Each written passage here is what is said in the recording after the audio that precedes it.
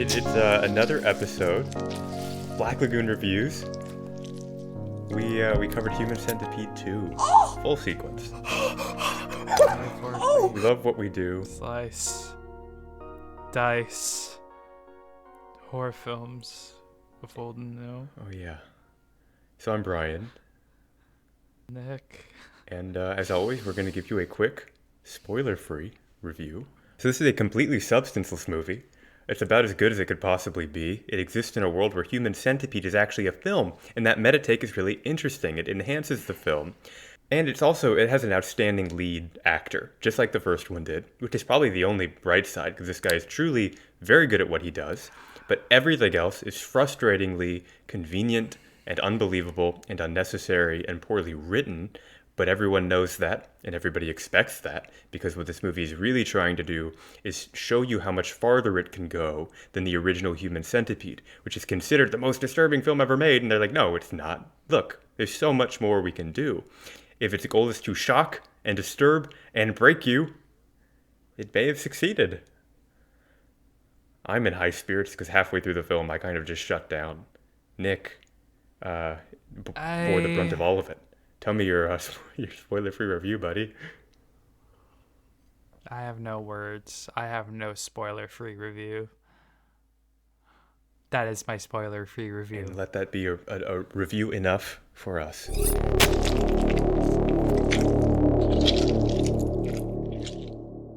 Guts of the film, Nick, I have to admit, I feel a bit naive because I didn't expect this to be what it was. I really thought it would be another Human Centipede style movie that's disturbing in all of its implication and what it tries to do, but doesn't really reach a level of shock horror, like shock film. You should have fucking known better, Brian. Because Human Centipede, honestly, it was disturbing, but it wasn't a shock film. I've seen shock films. They go way farther. This was truly a shock film. It purely existed without any artistic merit, just to make you, see stuff that's terrible. And that's what it was. I wasn't expecting it. I didn't think it would be that. I was shocked how far they went. I feel so torn. Brian. I don't know if I like this movie. I don't know if I hate this movie. I think I might like this movie more than the first one. But at the same time, it's like, is this movie just going out of its way to shock? Which the answer is yes. And at that point, there's no point. Right. In watching the movie. I think some of my favorite things about this movie is it's in black and white, so there is some artistic. Small clap for that one decision. Sure, good job. There's some artistic value there. And there's some truly striking, beautiful, macabre imagery in this film. There is an artistic vision there. It holds. It makes the gore pop a little. Yeah. It makes that blood more visceral, and I think the shit, the leakage, I think that was brown, right? It splattered on the screen there for a few seconds. Jesus Christ. I didn't find myself gagging all that much. Is that true? Because as your co-host, I feel like you were a lot.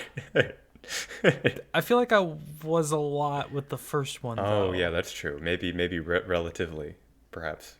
I don't know. We'll have to go back and... Hey, we'll find out, because Nick, you're in a great position. Yeah. You get to watch this again. At that, 10... Don't remind me. At, half of the speed. So, boy, oh boy, that'll be slowly. Fun. Yeah. So, just like the first one, all of the acting around the central lead was not good, and all the writing was very terrible.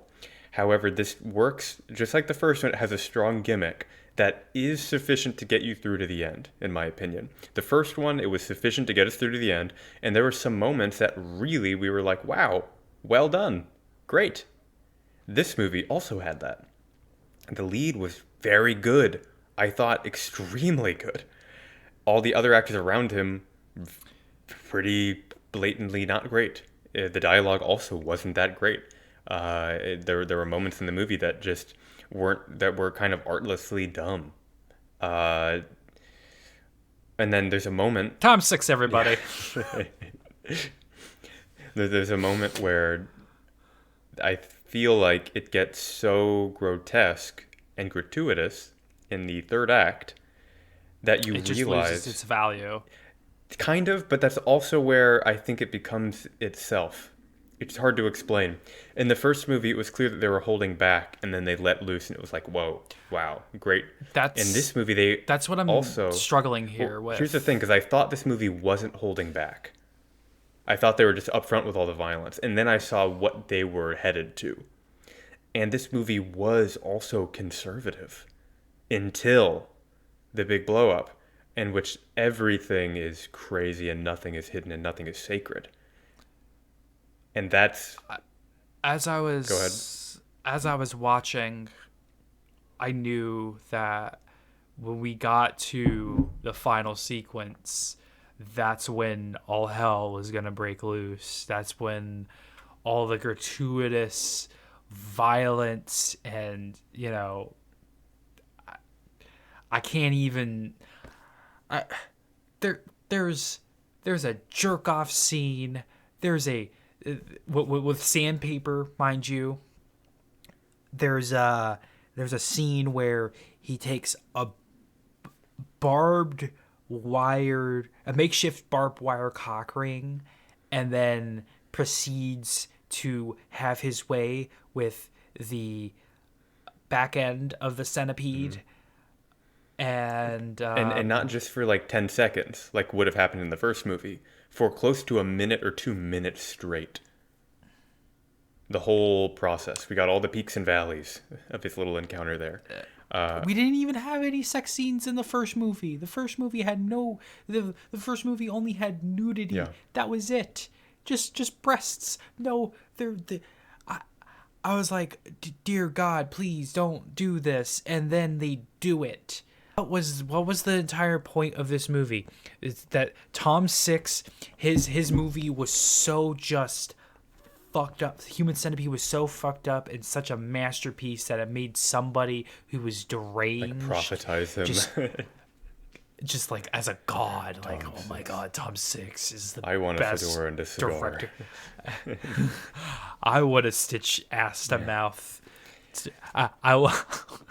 That was a broken sentence. I'm a broken man at this point. It feels weird when I talk about like the truly novel and good ideas in this movie, but one of them was watching it knowing about the first one, which is in the first one it was very surgical and clinical, and there is this sheen of scientism over it. In this one, I love the take that if this were to happen in real life, it just would be horrible and brutish and people would die in the middle of it. And this guy And was mind literally you- doing this with a steak knife, shears, and a staple gun. 100% medically inaccurate. Tom Six wrote that little tagline and just felt so good about himself. I bet he did. I deserve a new I deserve a new hat for this one. I bet he wrote that and then he took some sandpaper and jerked himself off. Yeah. I gotta say, I do appreciate the gratuitous male nudity in this movie because I think they had to do that. I feel like you can't go, like, the fact that That's the next step. it wasn't That's the implied next with step. sandpaper. It was shown. It wasn't implied with barbed wire. It was shown. And I feel like that's only fair. I feel like exploit everybody involved and just take everything as far as it can go. And it gives the movie this sense of lawlessness that it's like anything is going to happen here and you get there. You know, and that's something that I can appreciate taking out of this movie, which is why I'm struggling so hard to be like, I really like this movie. Yeah. I think I might prefer it over the first one. I might too, honestly. The meta critique of sequels, the My favorite thing is when they brought back the other actress from the first movie, the back end They make her the And front. this time she's the A front. bit of irony from Tom Six. Poor decision to go with the funnel. Yes, so Round of applause for stylistic points, but at the end there's a moment of kind of symbolic retribution where in case you couldn't make it through our reaction, which I do not blame you, the final girl gets her due, and she goes to either stab Martin, the guy who perpetrated all of this, which, oh, by the way, yeah, the human centipede is now 12 people long, so she's the last one. She could stab him or grab a funnel. technically she's not the final girl. The final girl was the pregnant lady who Yes. acts Who stomped on her baby's head, which we saw as it crushed in. She gave birth after all of this, and then I guess slammed the gas pedal on her baby's head or stomped on it with her foot. Something. But it did happen. Yeah, that's what Yep. happened. Not to complete a story arc, not to add some weight to it, literally just as like an aesthetic. Like just like pure a prop to make the movie one step crazier. And part of me does kind of wish that it had the self-aware insanity of the first movie, which came to a head when people walked in and were like, oh my god, this guy's crazy. In this movie, we didn't get that moment of catharsis where we see somebody else walk in and be like, this happened, and kind of validate the insanity of it. Instead, it just happens, and then the one person who's left that we see in the movie literally sticks a funnel up poor Martin and then puts a centipede inside of him. I mean, yikes. And then I guess the centipede goes crawling around in him. It's implied that it makes its way to his stomach somehow, or close to his innards, and he runs off, and that's that. The girl got stabbed in the neck and is stuck in the warehouse with, I think at that point, 5 people attached to her. And we kind of see her move a bit to show that she still has some life in her, and that she's stuck there, and that Martin ran off. That's the end of the movie. Well, I mean, the end of the movie implies that, oh, this is all in his head. Oh, that's right. Or is it? Oh, you see, that was so unimportant and dumb and weightless that I forgot it happened. That's right. The real end of the movie is we watch the credits roll on the computer, and then Martin is still at his parking garage job, and maybe it never happened, except for the ghoulish cry of a baby, which implies at minimum that he killed the 2 parents and that the baby's still in the car. Or that it's just a baby crying in a parking garage for no reason, right before he went and did this deed. Who knows? It's kind of dumb. It takes itself very seriously. Tom Six is probably like, oh yeah, this whole like was it a dream thing's never been done before. This isn't something that is like the absolute trope of all movies. It's the definitive bad idea. Yeah, Right. that did happen. Yeah. So we are left wondering. Are we left caring? Are Not we? really. Are we left wondering? I'm not wondering about anything at this Yep. moment in time. Staples. Yep. I don't think that would be powerful. Like, I think it'd be powerful enough to puncture skin. That's not what I'm saying. What I'm saying is, I don't think it'd be strong enough to hold, mouth to anus. Yep. There were a lot of moments of ripping and tearing and leakage and all sorts of things that are decidedly not clinical and not pristine, like Dieter or Laser was doing. And this Heiter. His name is Dr. Heiter. Heiter, really? Oh, that's right. Yes. The characters. Laser is the actor's. His name is so intense that it sounds like the villain's name. Like that sounds like such a bad guy name. Pretty cool. He just is the villain. Yeah. He was made for this He role. was, man. That was a good performance. But yeah, this is very barbaric, and people die in the process. He doesn't get it all right. He was trying to do the skin grafting, but killed somebody because he couldn't stem the bleeding. And I appreciate the barbarity and the accuracy of this wacko's trying to do this, but he has no idea what he's doing. He's just going to guess his way through it. To compare the first movie to this movie, in the surgical scene, it was more left to your imagination a bit. Yeah. I mean, we got to see the cutting of the buttocks, if you will, and him making the graphs and stuff, but for the most part, you know, you didn't see him cutting into the knees or Reaching anything into like the knee, that. grabbing the tendon, pulling it out, snipping it with scissors like 5 times. Yeah. A lot of it was held back. This goes all out. Mm-hmm. It's like, oh, you thought this movie was violent. Wait till you see this. Yep. We'll make this look like make the first human centipede look like an episode of the fucking Teletubbies, for Christ's sake. Still, the tendon when he reached into that kneecap. Yep. Oh, I can't. That really did it for me. Burned into my goddamn skull. Yep. I don't think I have anything else to say. There's nothing else that I can personally convey on how I feel about this movie. There is hardly any substance to classify this as a worthy film. Would I watch this movie again? Probably, but under the pretenses of I would torture somebody with this. Yeah, that's that type of movie. It's the type of movie where you're like 3 drinks into the night, and your friend is, you're just like, do you want to just like ruin yourself really quick? And you share tragedy together to bond. Like that's the type of film it is, right? It isn't really like solo viewing. This isn't like, oh, you know what? I've got a free Sunday. I'm just gonna throw on Human Centipede 2 full sequence.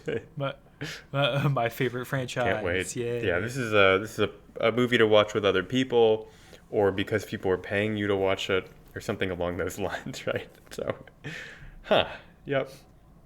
That was the film. Eulogy.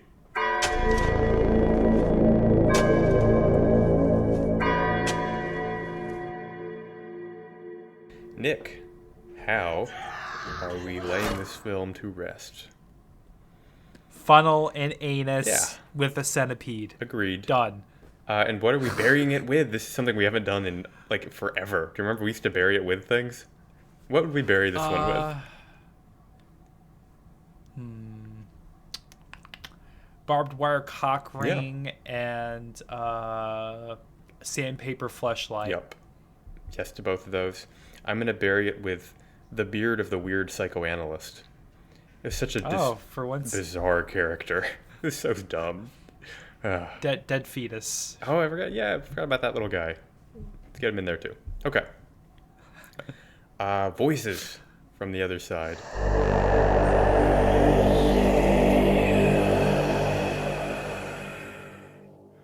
Let's see. Nick, do you want to start off with IMDb or should I do my Ebert? What do you think? Let's save the best for last and let's go with my IMDb. Okay. So it's titled My Absolute Favorite Underrated Movie, published by Jamarly. So starts off with, this movie gets so much shit thrown in its face, which is completely unjustified. The only thing that people actually see in this movie is a psycho stitching together people's buttholes to other people's mouths. Not stitching, stapling. Let's get something fucking clarified there. But this is just what the uneducated splatter fan sees. Okay. Hold up a second. I can't wait for this. This won't be annoying. Once you take okay, I gotta read this in a highbrow, actually pedantic, fucking snarky voice. Once you take a deep look into the movie, you will find just how brilliant it actually is. It is a sequel to the first movie, which is flat out trash, but it is trash on purpose. The second movie is a lot more credible through taking this movie as an actual movie. Through this action, the fourth wall is broken, making the movie even more realistic. The uncomfortable and forced proximity towards a disgusting protagonist makes the viewer really uncomfortable again, on purpose. Through its black and white look, this movie starts to become a lot more up to imagination. Splatter effects are enhanced through that. Something a lot of people have not noticed as well is the fact that this movie is an accurate psychological analysis of the mind of a serial No, killer, it isn't. which I will say that there are a lot of movies that are done so much Yes. better, like Martin, for instance. Okay. Everything from the protagonist being sexually abusive by his father to him being an outcast of society is accurately pictured with the proper consequences these actions have on an individual on a psychological level. His urge to play the divine creator for once, his non-physical love for children and babies, as well as his insecurity in his love and sex life, his masochistic tendencies, and his apotheosis for the original movie just seal the deal. This is such an incredible movie, yet you have to not only watch part 1 and 2 in a sequel in order to understand just why this movie is so great, but you also need some psychological background knowledge. The only shame about this movie is that it had to force a third part. There was no necessity for that. This movie sequel was closed within itself. So he has some standards. 3 movies was just a little fucking too much. Was this written by the psychologist in the movie? Was he? Yeah, so this is an insane review. I'm open to other opinions, but this is... He really loved this movie. Yeah, and the whole He kind of like thought- gatekeeping, like, well, look, if you only knew enough about psychology, then you could understand how this is a masterpiece. It's like, no, look at how Tom Six presented the psychoanalyst.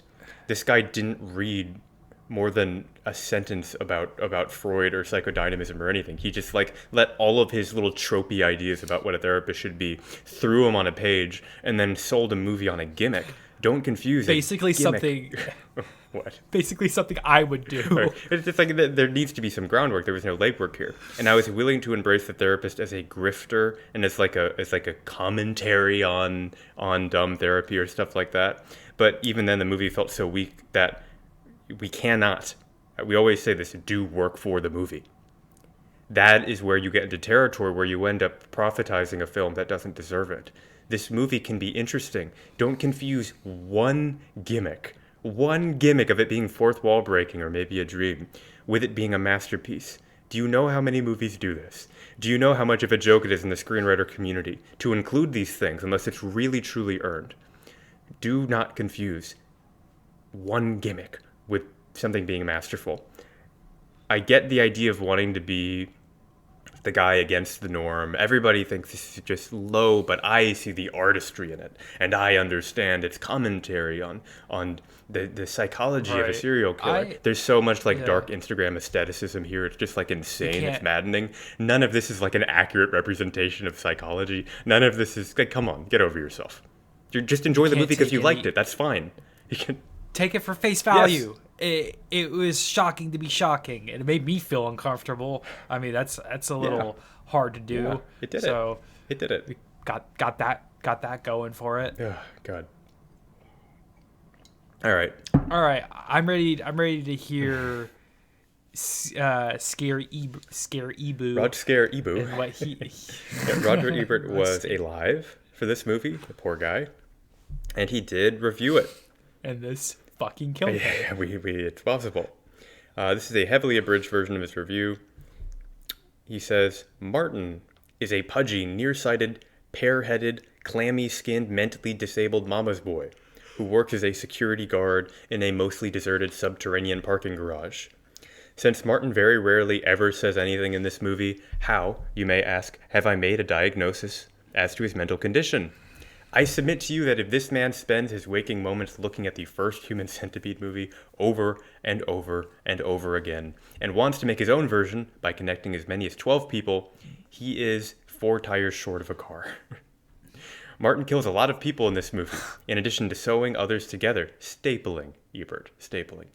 Perhaps the message is that the first movie influenced its viewers to do sadistic and cruel acts. Since both films were made by the same man, Tom Six, it is inarguable that the first film inspired him to make the second. The film is reprehensible, dismaying, ugly, artless, and an affront to any notion, however remote, of human decency. It makes a point of Martin's lack of all surgical skills. He seems to have sewn his victims together with summer camp skills, where you stitch the parts of a billfold together with a leather thread. I am left with this question. After Ashlyn Yenny's first movie role was in Human Centipede, now her second is in Human Centipede 2. Do you think she'll ever leave show business? Ebert did not give it a rating, just like he didn't give the first one a rating. He just threw a thumbs down on this one. I love how he became the very thing that we sought to destroy. We became the actuallys. Yes, we did. For like... Yes, we did. For a couple of seconds. We both became our arch nemesis, the actually guy. We all have an actually in us somewhere. We don't let him out all that often. We try not to, right? Because then it just makes you look like a jerk. But you gotta let it out on... Sometimes people need some of it. That IMDb reviewer, he needs some actuallys in his life. He's always the actually-er. I feel like that guy might need to be grounded. Enjoy stuff just because it's fun or interesting or whatever.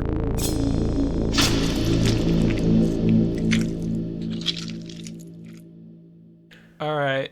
Lay it to me. What did I give the last movie? Nick, you gave Human... Dear God, I gave it a 6. You gave Human Centipede a 5.5. Ooh. I gave it a 4.5. I'll give this...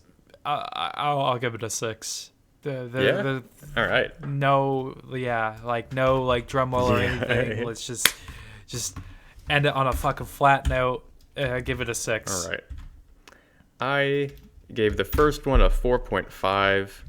I'm going to give this one a 4.5. Same score.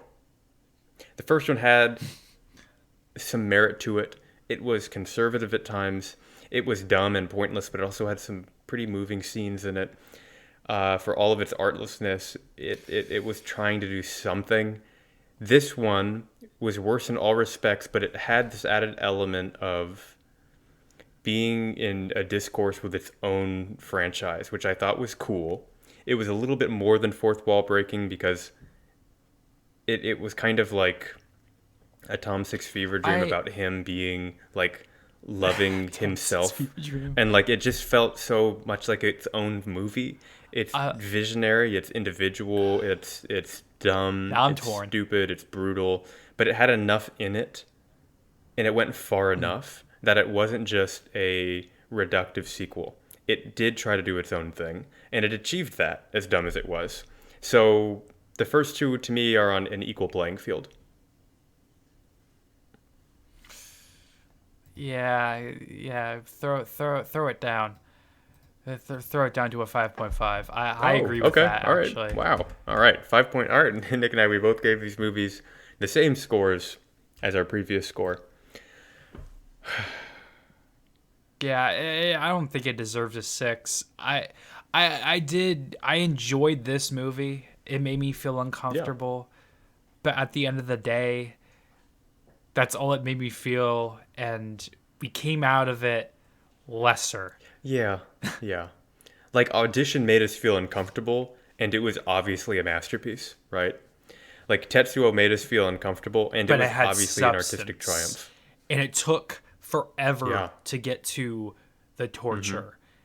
And I appreciate that so much that it deserves whatever the fuck I gave it. This is definitely a gimmicky shock film that wants really bad to be Audition, and it just doesn't have it in it.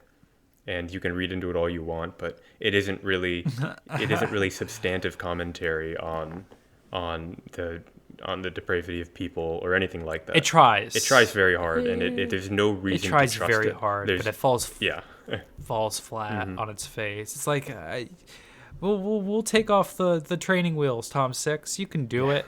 And he falls flat on his face yet again. It's like, get this guy to do punch-ups for other movies. He can't write his own full script, but he can pick a villain and write a good villain.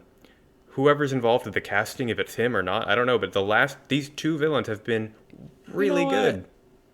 You know what? No. Let him continue to make his own films, Brian. Let him continue to follow his dream of being a director.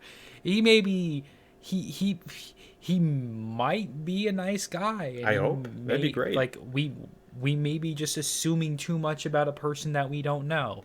He may look like a highbrow, like I'm so like artistic. Oh, let all this art flow out of my anus. After I took artistry laxatives. There we go. Yeah. Hey, you know what? He could be a great guy. I'm willing to not care about it.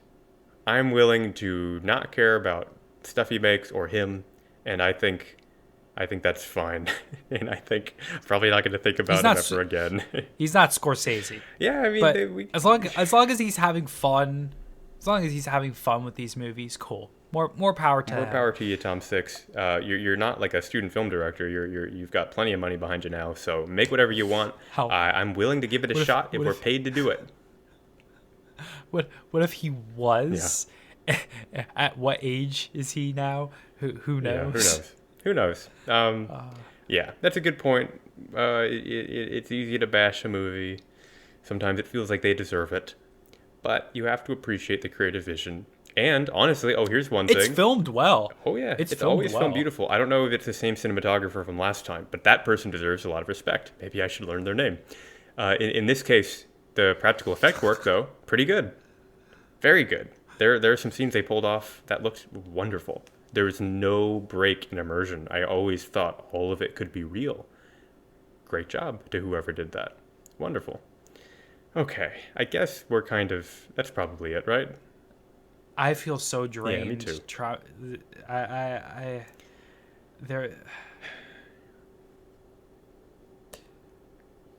It's a nice cool day. I'm gonna go for a walk and hang out with my dog by the pond for a bit.